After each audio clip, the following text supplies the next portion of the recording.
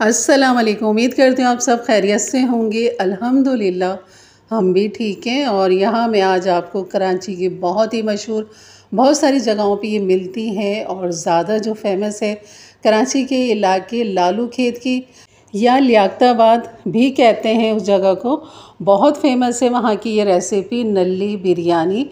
जिस तरह ये अपने नाम के साथ ही इतने मज़ेदार लग रही है, यकीन करिए खाने में इतनी ही मज़ेदार है, बहुत ही ज़बरदस्त बनती है, बहुत ही अच्छी बनती है। जैसे कि बकरीद करीब करीब है तो बिल्कुल नलियाँ संभाल के रखें और अपनी दावतों में बनाएं, बहुत ही लाजवाब बनती है। तो यहाँ पर जो मैंने नलियाँ ली हैं तकरीबन ये 1 किलो हैं और गोश्त जो लिया है मैंने यहाँ पर आधा किलो। हड्डी वाला गोश्त है, डगरी वाला गोश्त है, वो आपने लेना है। या आप साफ बोटियों के साथ बनाना चाहें तो बिल्कुल रूखी गोश्त के साथ भी बना सकते हैं, लेकिन इनके साथ थोड़ी सी डगरी या हड्डियाँ लगी हुई होती है तो उससे फ्लेवर और भी अच्छा आता है। यानी कि पुट का जो गोश्त होता है उससे भी आप बना सकते हैं, पुट के गोश्त के साथ, या रान का साफ रूखे गोश्त के साथ भी बना सकते हैं। लेकिन ये है कि आप अगर हड्डी वाला गोश्त लेंगे तो वो ज़्यादा अच्छा रहता है, फ्लेवर जायका बिरयानी का बढ़ जाता है। अब यहाँ पर थोड़ा सा आपने ये काम करना है कि फ़ॉइल के इस तरह छोटे चकोर टुकड़े काट लीजिए और फिर इसको इस तरह, तो वहाँ पर बस हमने इस तरह फॉइल चढ़ा के और धागे की मदद से इसको खूब अच्छा सा बांध देना है ताकि ये पकते हुए ये खुले नहीं और इसकी जो नली का जो रोगन है वो बाहर ना निकले। क्योंकि बिरयानी का नाम है नली बिरयानी, तो हमें इसके अंदर नली जो है इसका गूदा वो हमें चाहिए। और अगर आपकी भी मेरी तरह हड्डियों में से दोनों जगह से खुली हुई तो आपने सिर्फ एक ही जगह से इसको कवर कर लें। इस तरह ये देखने में भी खूबसूरत लगेगी और जब आप डिश आउट करेंगे तो ये और ज़्यादा खूबसूरत लगेगी। तो चलिए बनाना शुरू करते हैं यही मज़ेदार सी फेमस कराची बिरयानी नली बिरयानी, जिसके लिए मैंने यहाँ पर सरसों का तेल ले लिया है। और आप जो कुकिंग ऑयल इस्तेमाल करते हैं बिल्कुल वही यहाँ पर ले लीजिए, तकरीबन हाफ़ कप से ज़्यादा यानी कि 3-4 कप होगा ये। और यहाँ पर 3 बड़े साइज़ की मैंने ले ली है प्याज। और यहाँ पर प्याज को हमने गोल्डन करना है, यानी कि प्याज को हम यहाँ पर थोड़ा सा डार्क गोल्डन करते हुए निकालेंगे। और प्याज का इस्तेमाल थोड़ा सा हम यहाँ पर छोड़ देंगे, बाकी प्याज हम निकाल लेंगे जो हमने ऊपर से बिरयानी की जो तह लगानी है, बाकी प्याज हम वहाँ पर इस्तेमाल करेंगे। और यहाँ पर इस प्याज को हमने गोल्डन करना है जैसे कि आपको नज़र आ रहा है। तो जैसे ही ये इस टाइम जो होती है ना प्याज फ़ौरन जल्दी होने लग जाती है, शुरू में तो जल्दी नहीं होती, लेकिन जब ये इस तरह लाइट गोल्डन की तरफ आए ना तो बस आपने पूरा ही ध्यान देना है। और इसमें से मैं आधी से थोड़ी सी ज़्यादा यहाँ पर निकालूंगी, बाकी प्याज में इसी में ही रहने दूँगी। ये देखें बस इतनी निकाली, ये हम बाकी तह में इस्तेमाल करेंगे। और इस प्याज के अंदर अब हम डाल देंगे, चूल्हा मैंने बिल्कुल दम वाला कर दिया ताकि प्याज ना जले। और यहाँ पर गरम मसालों में है सफ़ेद ज़ीरा 1 टीस्पून, काली मिर्चें हैं यहाँ पर ½ टीस्पून, दालचीनी का 1 बड़े साइज़ का टुकड़ा ले लेंगे, बादियान के फूल की पत्तियाँ थी मेरे पास जो मैंने 10 से 12 ले ली। और छोटी इलायची ले लेंगे 4 अदद, बड़ी इलायची 1 अदद, उसका भी हम मुँह खोल लेंगे। लौंग ले लेंगे 6 अदद। और ये है सारा गरम मसाला। इलायचियों का आपने मुंह खोल लेना है, छोटी इलायची हो या बड़ी, दोनों का हमने मुंह खोल लिया था। और यहाँ पर फ़ौरन गरम मसाला डालेंगे, अदरक लहसुन डाल देंगे, यहाँ पर 2 टेबल स्पून डाल दें भर के। यहाँ पर डालने के बाद इसको हल्का सा मिक्स करेंगे। चूल्हा अब तेज़ कर लिया मैंने, गोश्त डाल दिया है यहाँ पर। और इस गोश्त को खूब अच्छा सा हमने यहाँ पर भूनना है तब तक जब तक इसका कलर चेंज नहीं हो जाता गोश्त का। और जैसे ही इसका कलर चेंज हो जाएगा गोश्त का तो आपने कम से 4 मिनट के लिए इसे भूनना है। उसके बाद हम यहाँ पर डाल देंगे टमाटर। तकरीबन ये टमाटर हैं तकरीबन 5 से 6 टमाटर हैं दरमियाने साइज़ के ये। और इनको इस तरह रफली छोटा छोटा सा कटिंग कर लिया है, वो यहाँ पर डालेंगे। अब इसमें बाकी हमने ड्राई मसाले डालने, जिसमें नमक है 1 टीस्पून, कुटी हुई मिर्च हम यहाँ पर डालेंगे 1 टीस्पून भर के। और मैंने ½ टीस्पून और डाल दिए इसमें क्योंकि पीसी हुई मिर्च नहीं जाएगी इसमें। और ये है गरम मसाला पाउडर, ये हमने डाल दिए हैं। तो यहाँ पर डालने के बाद वो अच्छा सा इसे मिक्स करेंगे यहाँ पर, उसको हल्का सा यहाँ पर हमने भूनना है मसालों के साथ। अदरक लहसुन और मसालों के साथ इसकी भुनाई करेंगे। ऑयल देख रहे हैं बिल्कुल अलग हो चुका है। तो यहाँ पर जो है सिर्फ कुटी हुई मिर्च, नमक और गरम मसाला, ये 3 मसाले इसके अंदर जाएंगे। और यहाँ पर इसको हमने भूनना है। और भूनने के बाद बस हम इसके अंदर डालेंगे पानी।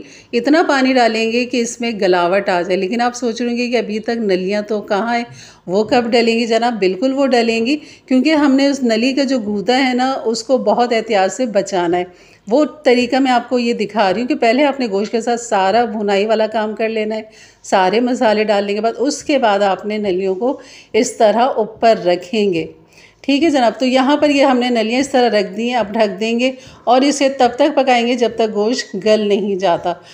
तो यहाँ पर मैंने पहले तेज़ आंच कर दी थी। जैसे इसमें उबाल आया तो मैंने हल्की आंच पे इसे कम से कम 1 घंटा मैंने इसको पकाया है। बिल्कुल बीच में कोई चमचा नहीं चलाना आपने। और आप यहाँ देख रहे होंगे पानी भी काफ़ी ड्राई हो चुका है, थोड़ा सा पानी बाकी है, लेकिन नलियों का जो अंदर से गलावट है वो हो चुकी होगी। और क्योंकि हमने 1 घंटा दिया इसे हल्की आंच पे पकने के लिए, ताकि नलियों का जो जूस है ना वो भी इस गोश्त में शामिल हो जाए। अब आप देख रहे हैं मैं खाली नलियाँ ही इसमें से निकाली क्योंकि नलियों का काम ख़त्म हो चुका है। हमें इसका जो गूदा है वो बचाना था, वो बचा लिया, वो पक चुका है, बेहतरीन गल चुका है और कोई कच्ची कसर इसमें बाकी नहीं है।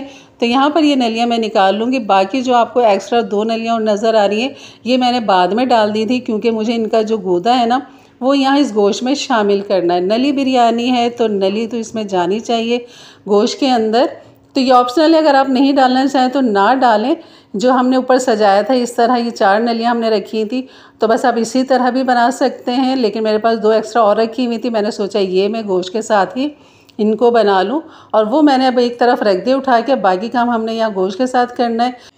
तो यहाँ पर गोश्त काफ़ी अच्छा बेहतरीन गल चुका है, लेकिन मुझे लगता है थोड़ी सी मुझे और गलावट देनी चाहिए इसे, क्योंकि बिल्कुल अच्छा पका हुआ गोश्त जो होता है ना, जैसे हाथ लगाओ तो बिल्कुल ही मैश होने लग जाए तो वो गोश्त अच्छा रहता है, खाने में अच्छा लगता है। तो बिल्कुल गोश्त गला होना चाहिए। सख्त बोटी होती है तो वो अच्छी नहीं लगती।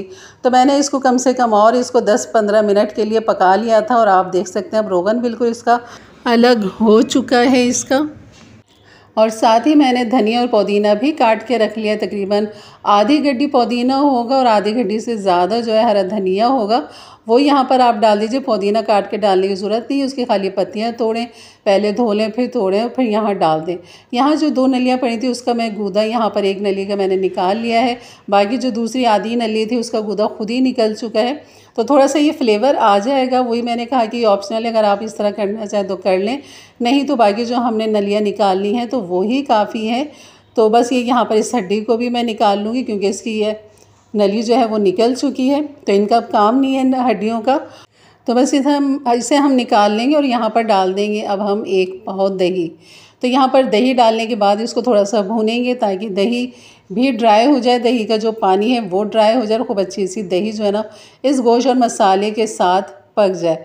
तो यहाँ पर आपने 2 से 3 मिनट इसको भूनना है दही के साथ। और यहाँ पर डाल देंगे साबुत हरी मिर्चें डाल देंगे, जिसको बीच में से मैंने 2 कर लिया था। 5 से 6 अदद मैंने साबुत वाली हरी मिर्चें ली थी। बड़ी ले लें या छोटी ले लें, छोटी लें तो साबुत ही डाल दीजिए क्योंकि वो बहुत तेज़ होती है, अगर खोल के डालेंगे तो मिर्चें तेज़ हो सकती है, तो इसलिए आप उसे साबुत ही डाल दें। तो यहाँ पर चावल मैं आपको दिखाती हूँ कि मैंने चावल का यहाँ पे काफ़ी खुला पानी डाला हुआ है, जिसमें मैंने तेज़ पत्ता तोड़ के डाल दिया है, काला शाहज़ीरा डाल दिया है 1 टीस्पून, इलायची डाल दी है यहाँ पर 3 अदद खोल के, और यहाँ पर नमक मैंने कम से कम 5 से 6 टेबल स्पून डाले हैं। आप अपने पानी के हिसाब से नमक डालिएगा क्योंकि नमक जो है ना इसमें पानी में चटकीला होना चाहिए। तो आपने घबराना नहीं है कि नमक इतना ज़्यादा, क्योंकि हमने ये सारा पानी तो निकाल देना है। जितना चावल ने नमक लेना होगा वो यहाँ से ले लेगा। तो काफ़ी चटकीला पानी आपको रखना चाहिए पानी के अंदर, क्योंकि चावल में अगर फीकापन आ गया तो वो आपकी बिरयानी बिल्कुल अच्छी नहीं लगेगी। और बस जैसे ही पानी के अंदर उबाल आ जाए तो आप अपने भीगे हुए चावल डाल दीजिए। तो यहाँ पर कम से कम मैंने 3 पाव चावल लिए हैं और इनको मैंने भिगो दिया था। तो ये मैंने सेला चावल लिया है, यहाँ पर आप बासमती राइस भी ले सकते हैं। कम से कम मैंने सेला राइस को जो है 3 से 3.5 घंटे भिगो के रखा था। आप इसे कम टाइम नहीं भिगो सकते, आप इसको कम से कम जितनी ज़्यादा टाइम भिगोते हैं ना तो ये इतना ही अच्छा फूलता है, ये बिल्कुल भी ख़राब नहीं होता। तो यहाँ पर चावल में मैंने 1 कनी छोड़ के इसको छन्नी में डाल दिया है और यहाँ पर हमारी ये भी तैयार है। मैंने इसके ऊपर गोश्त के ऊपर रख दी थी नलियाँ ताकि ये भी अच्छी गर्म हो जाए। चूल्हा बंद है इसका। अब इसी देगची के अंदर जिसमें हमने चावल उबाले थे तो सबसे पहली तह हमने इसी की लगानी है, चावलों की।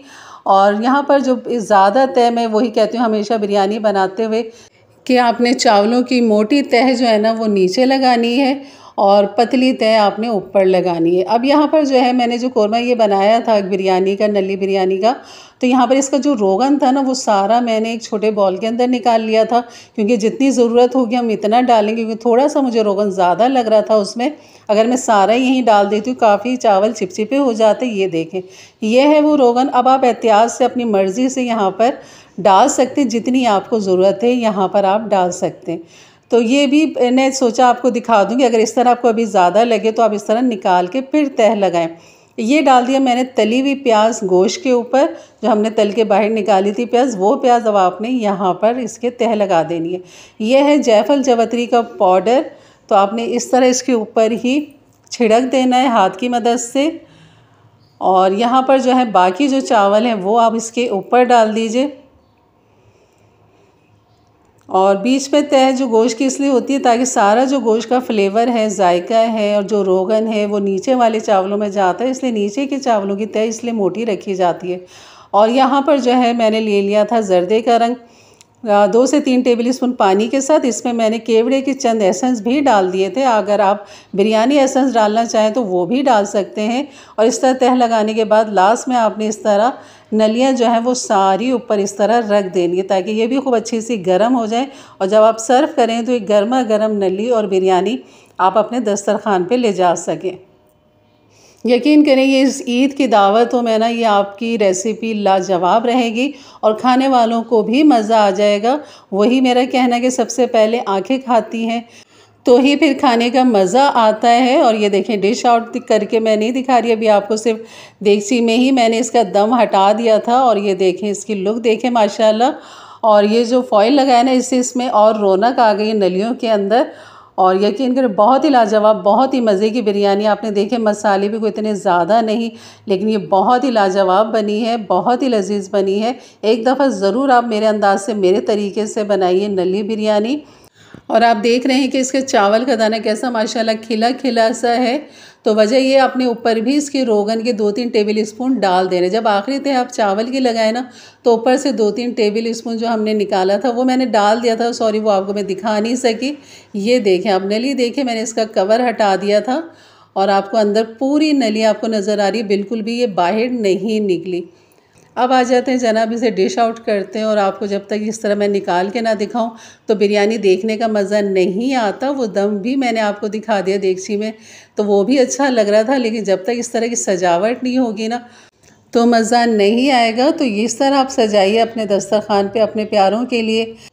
तो एक बार ज़रूर आप मेरे अंदाज से तरीके से बनाएंगे ना, आप यकीन करें आप वाह वाह किए बगैर नहीं रह पाएंगे। चलिए एक दफ़ा और आपको इसके नली का दीदार करा देती हूँ कि बिल्कुल ये अपनी जगह पे कायम है। और ये जो कवर लग गया ना जनाब, ये इससे गर्मा गर्म रहेगी और खाने वाले को बिल्कुल मज़ा आ जाएगा। तो ये थी मेरी आज की रेसिपी। अच्छी लगी तो लाइक कर दीजिएगा। मेरे चैनल पे नए आए तो ज़रूर सब्सक्राइब करके जाइएगा। बेल के बटन को क्लिक कर दें, ऑल के बटन को प्रेस कर दें, ताकि मेरी वीडियो की नोटिफिकेशन हमेशा आपको सबसे पहले मिले। तो इंशाल्लाह मिलते हैं फिर एक अच्छी नई रेसिपी के साथ। तब तक के लिए इजाज़त दें। अपना बहुत सारा ख्याल रखें, दुआओं में याद रखें। अल्लाह हाफिज़।